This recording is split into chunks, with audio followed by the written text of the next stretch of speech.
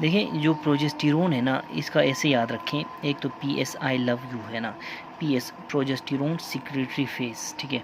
दूसरा progesterone pre progesterone prepares uterus for implantation. अब जबकि प्रोजेस्टेरोन प्रिपेयर कर रहा है यूट्रस को इम्प्लांटेशन के लिए, तो इसका ये भी इससे आप इसी से बात अखज़ कर सकते हैं कि जो प्रोजेस्टेरोन है उसकी वैल्यू जो उसका लेवल जब बढ़ता है, एक तरफ तो यूट्रस तैयार हो रहा होता है प्लांटेशन के लिए, दूसरी तरफ ओव्यूलेशन हो रही होती है, इसीलिए कहते हैं कि increase progesterone is indicative of ovulation, ठीक है। अच्छा, ये तो एक बात हो गई। दूसरी बात याद रखें, जैसे ही डिलीवरी होती है ना, प्रोजेस्टेरोन फॉल डाउन करता है। क्यों? क्योंकि अभी यूट्रस की तैयार करने की ज़रूरत नहीं है, डिलीवरी सब कुछ हो चुका है, डिलीवरी होने वाली है ना, तो प्रोजेस्टेरोन फॉल डाउन करता है।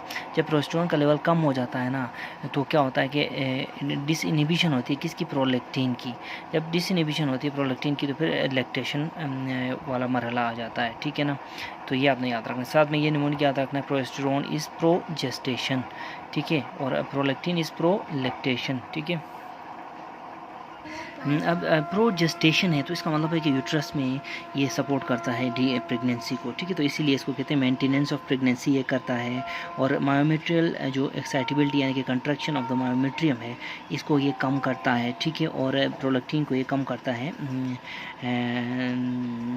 Decrease prolactin action on breast, ठीक है ना, ठीक है। इसी तरह प्रोजेस्टेरोन का ये निमोनिक भी याद रखें, लोला इज़ अ प्रो, ठीक है, लोला इज़ अ प्रो, यानी कि lobules and alveoli and lobules are developed by progesterone, ठीक है ना, ठीक है ना। यहाँ पे फिर मैंने एक और निमोनिक बनाया, इनक्री it has an O progesterone ना, इसी तरह एस्ट्रोजन में ओ नहीं है, एक ओ है, प्रोजेस्टेरोन में 2 ओ है, ठीक है ना। तो ये इनकी इससे याद रखें कि increase progesterone is indicative of ovulation, ठीक है ना।